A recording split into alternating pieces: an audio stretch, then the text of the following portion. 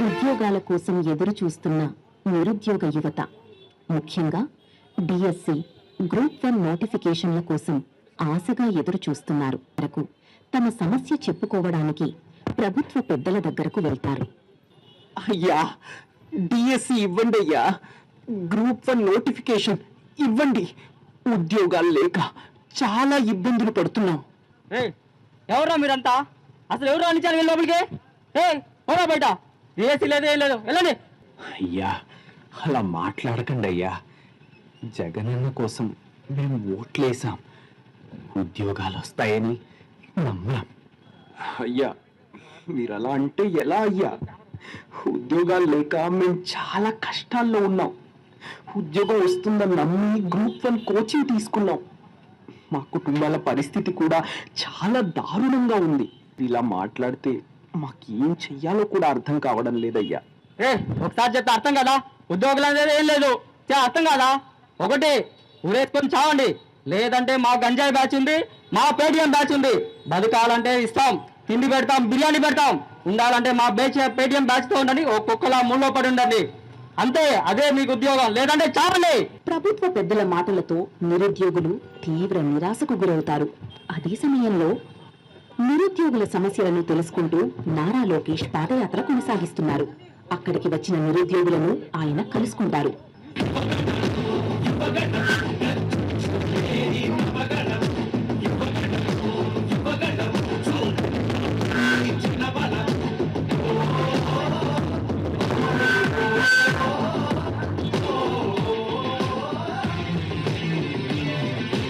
మీ సమస్య మాకు అర్థమైంది.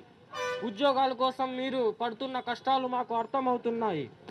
మీకు మన ప్రభుత్వం అధికారంలోకి వచ్చిన వెంటనే మీకు ఉద్యోగాలు భర్తీ చేసేకి మేము అవకాశం కల్పిస్తామని చెప్పి ఈ యువగలం పాదయాత్ర సాక్షిగా నేను మీ అందరికీ హామీ ఇస్తున్నాను.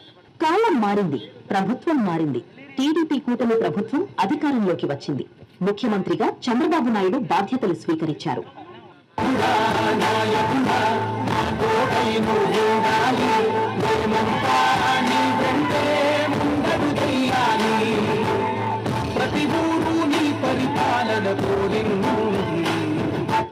అమ్మేగా డిఎస్సి ఫైల్ తీసుకురండి. ఉద్యోగాల కోసం ఎదురు చూసిన యువతులకు ఇది మన ప్రభుత్వం ఇచ్చే మాట. దీని మీద ఈ మెగా డిఎస్సి మీద నేను తొలి సంతకం చేస్తున్నానని తెలియజేస్తున్నాను. మెగా డిఎస్సిలో తొలి సంతకం చేశాను అని చెప్పేసి తెలియజేస్తున్నాను.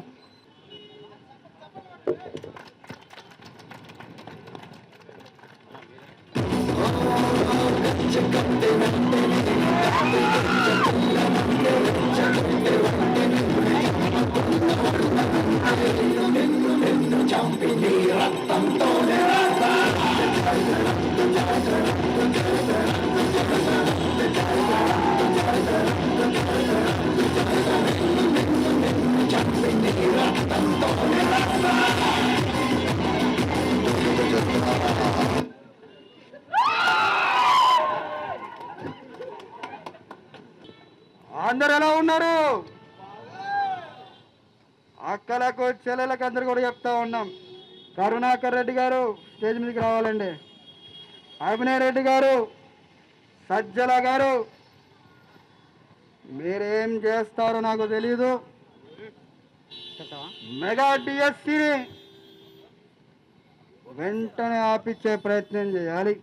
అన్నా నువ్వేం భయపడకన్నా, మొత్తం మేము చూసుకుంటాం. అలాగే కోర్టుకి వెళ్తారో తెలీదు, ఇంకెక్కడికైనా వెళ్తారు. మెగా డిఎస్సి ఆగిపోవాలి.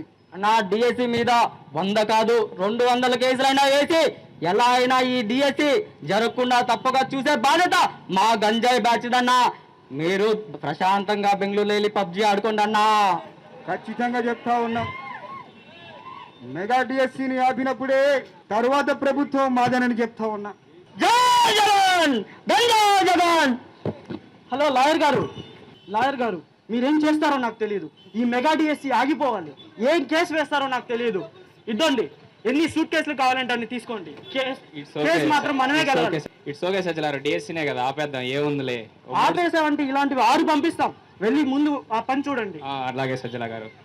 జడ్జి గారు ఫైల్ ఎవరైనా కేసేసింది?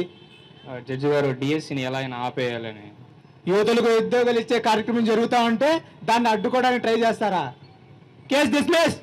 కోర్టు నుంచి వరుసగా మొట్టికాయలు పడటంతో వైసీపీ నేతలు వెనక్కి తగ్గి వెళ్ళిపోయారు. ఒక్క సంవత్సరం గడిచింది, జగన్ గారు మాత్రం ఇంకా తన ప్రపంచంలోనే ఉన్నారు.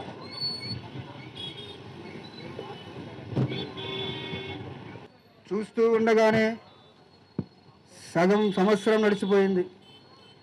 ఇంకా చూస్తూ ఉంటే ఇంకా సంవత్సరం కూడా గడిచిపోతూ ఉంది. అభిరారెడ్డి, కరుణాకర్ రెడ్డి రావాలి. రాష్ట్రంలో విశేషాలేంటి, రాష్ట్రంలో జరుగుతున్న పరిస్థితులు ఏంటి ఒక్కసారి నాకు వివరించండి. అన్న, రాష్ట్రంలో రోజు రోజుకి పెట్టుబడులు వస్తున్నాయన్న, అభివృద్ధి జరుగుతుంది. ఇలానే ఉంటే ఈ కూటమి ప్రభుత్వాన్ని మనం ఓడించలేమన్నా. మన పార్టీని మూసుకోవడమే మంచిదేమో. కూటమి ప్రభుత్వం ఎన్ని చేసినా మన ప్రభుత్వం వచ్చాకనే మళ్ళీ మారుతాయి. ఇప్పటికీ మీరు వేసిన కేసులు ఏమయ్యాయి? సజ్జల, ప్రభుత్వం చేసే పనులన్నీ ఆపమని చెప్తున్నాను కదా, మీరెందుకు చేయడం లేదు? అన్న, మనం కోర్టులో వేసిన అన్ని కేసులు కొట్టేశారన్న. మన మనుగడ కొనసాగించలేమేమో అనిపిస్తుందన్న. రోజు రోజుకి అభివృద్ధి పనులు జరిగిపోతున్నాయి. విశాఖపట్నాన్ని పునర్నిర్మిస్తున్నారు, అలానే భోగాపురం ఎయిర్పోర్ట్ కడుతున్నారు, ఇంకా అమరావతిలో రాజధాని పనులు జరుగుతున్నాయి. ఇలా ఇంకా పాఠశాలను మారుస్తున్నారు, క్రీడలను అభివృద్ధి చేస్తున్నారు, పరిశ్రమలు తీసుకొస్తున్నారు. ఇలా పోతే మనకెవరు ఓటేసే వాళ్ళు ఉండరన్న. రైతుల నుంచి మహిళలు అందరూ వాళ్ళకే ఓటేస్తారన్న. ఇంకా మీరేమో మీ పార్టీకి మీరు పబ్జీ ఆడుకుంటూ బెంగళూరులో ఉంటున్నారు. నేను పబ్జీ ఆడతాను, క్యాండీ క్రష్ ఆడతాను, అవన్నీ సీఎం భవన్లో చూసుకుందాం. కరుణాకర్ రెడ్డి గారు, మీరు టీడీఆర్ భవనంలో చేసినటువంటి మోసాలు మాకు తెలుసు. బాగా డబ్బు సంపాదించారు. ఈసారి పార్టీకి కొత్త తరం తీసుకురావాలనుకుంటా ఉన్నాను. ఇప్పుడు పార్టీ కష్టాల్లో ఉంది, ఆడుకోవడానికి మీ వంతు సాయం మీరు చేయాలి. మీరు దోచిపెట్టిన సొమ్మునంతా వైసీపీ ప్రభుత్వానికి ఇచ్చేయాలి. ఏమంటారు కరుణాకర్ రెడ్డి గారు? తిరుపతిలో ఉన్నంత సొమ్ము అంతా మేమే దోచుకున్నామన్నా. టీడీఆర్లో కానీ అన్నిట్లో కానీ, టీటీడీ దాంట్లో కానీ అన్నిట్లో కానీ మన చెయ్యే ఉంది దోచుకో విషయంలో. ఇప్పుడు నాకు కొత్త రక్తం కావాలి. ఏం అభినయ్, ఏమనుకుంటున్నావు? అన్నా తిరుపతి దరిదాపుల్లో కాదు, తిరుపతి మొత్తం, తిరుపతి పక్కన మాకున్నంత ఏకరాలు కానీ, మాకున్నంత డబ్బు కానీ ఇంకెవరికి లేదన్నా. అంతేకాదన్నా, రాష్ట్రంలో ఏదైనా సిండికేట్ ఉందంటే అది మాదే అన్నా. మా గంజాయి సిండికేట్ దాటి రాష్ట్రంలో ఎవడు కానీ గంజాయి అమ్మలేడన్నా. ఆ గంజాయి అమ్మిన సిండికేట్లో వచ్చిన డబ్బు నా కాడ కోట్లల్లో ఉందన్నా. పార్టీ కోసం పెడతా అన్నా. అంతేకాదు, తిరుపతిలో రోడ్లు వేయించి ప్రతి కమిషన్లో నాదే ఉందన్నా. సెంట్రల్ అయినా స్టేట్ అయినా నా కమిషన్ నాకు వస్తుందన్నా. ఈ డబ్బుతో నేను పార్టీకి పెట్టి పార్టీ ముందుకు తీసుకెళ్తా అన్నా. నువ్వు చెప్పింది కరెక్టే అభినయ్. ప్రతి విషయంలోనూ నువ్వు చేస్తూ ఉన్నావు. ఈరోజు చూస్తే తిరుపతిలో జరుగుతున్నటువంటి మొత్తం అంతా కూడా అభినయ్ రెడ్డిదే.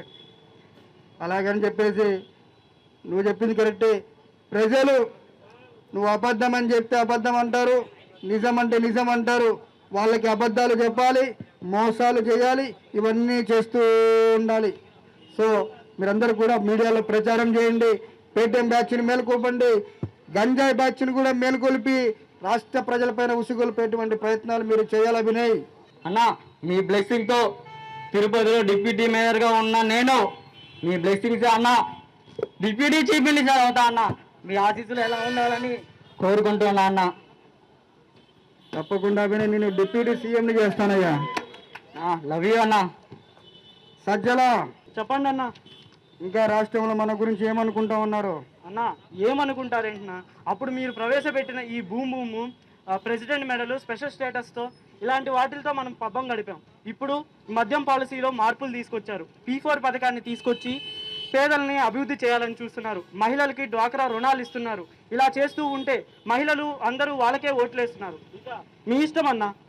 అంత చేశాడా చంద్రబాబు నాయుడు? ఏ అభినయ్, నీ గంజాయి బ్యాచ్ ఏమైంది? గంజాయి బ్యాచ్ చలిదా అన్న? రాష్ట్రంలో కాదు, దేశంలోనే నా పేటీఎం బ్యాచ్, గంజాయి బ్యాచ్ మించింది లేకుండా ఉండింది అన్న. ఎప్పుడైతే ఈ కూటమి ప్రభుత్వం వచ్చిందో ఈ చంద్రబాబు నాయుడు గారు కానీ నారా లోకేష్ గారు కానీ 24 గంటలన్నా మన పేటీఎం బ్యాచ్ మీద గంజాయి బ్యాచ్ మీద పెట్టారన్న. రాష్ట్రంలో ఎక్కడా కానీ గంజాయి తినడం కాదు గంజాయి బయటికి తీస్తేనే గజ అనుకుంటున్నారన్న. మన వాళ్ళంతా ఎక్కడ వెళ్ళిపోయారో తెలియదన్నా. ఒక్కరు లేరు, పక్క రాష్ట్రాల్లో వెతుకుతుంటే దొరకట్లేదన్నా. కానీ నాకు తెలిసి దేశం కూడా వదిలి వెళ్ళిపోయినట్టున్నారు.